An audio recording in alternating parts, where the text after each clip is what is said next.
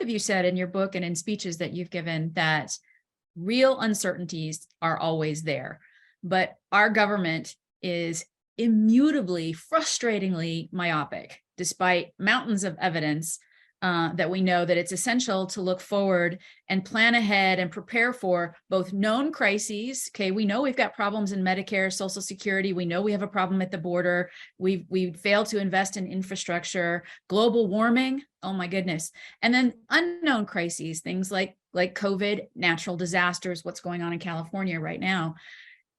This happens time and time and time and again. And yet we still end up with lawmakers that refuse to look ahead, plan ahead, solve ahead. Where do we go from here? What is there any evidence among lawmakers that you can see that they've learned from this experience and are changing the way they think about the future and the potential for future crises? Tori, we can say when you ask whether people learn, the answer is yes, they learn.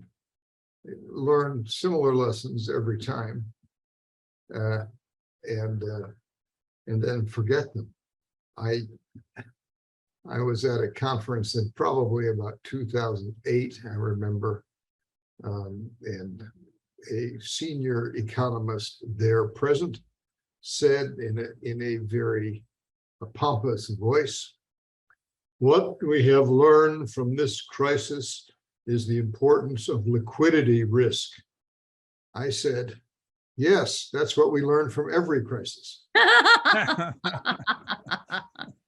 And it's sort of when you read about military history, the generals are often accused of having fighting the last war, and that's what we do on the financial side as well.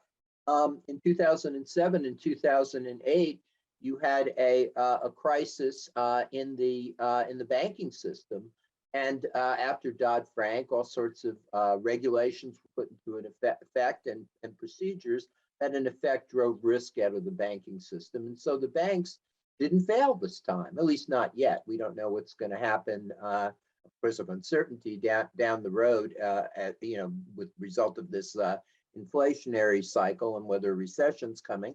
But they did pretty well. So, maybe that lesson was learned, but and next time they'll be looking for a pandemic. But of course, the problem will be someplace else that almost inevitably that no one had ever thought about before.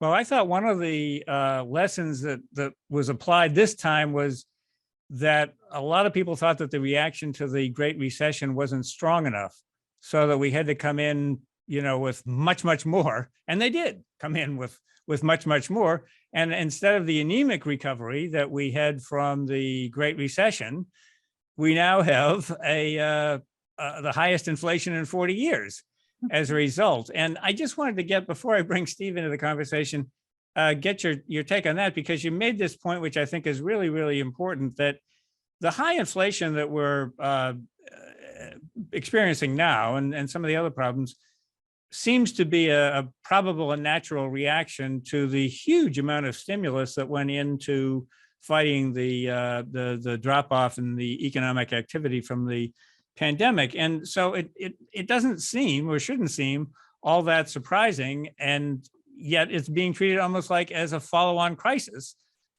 Should we just think of it as, okay, this is the natural and probable reaction, or have we created a problem of its own? A new problem?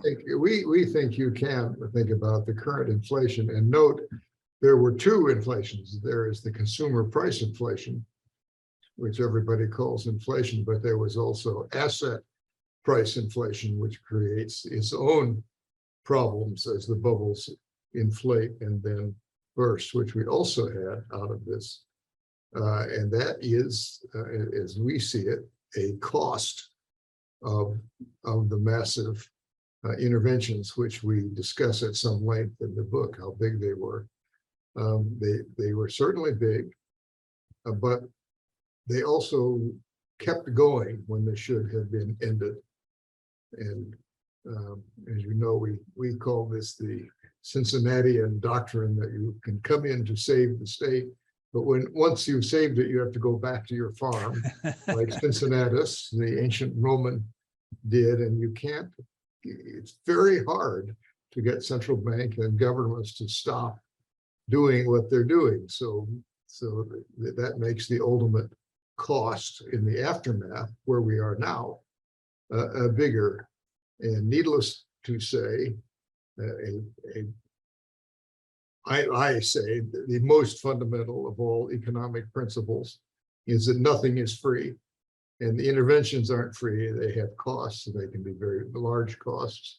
And if you want A, you're going to pay the cost of A every time. And of course, what the cost will be is uncertain, but directionally you can see what it will be.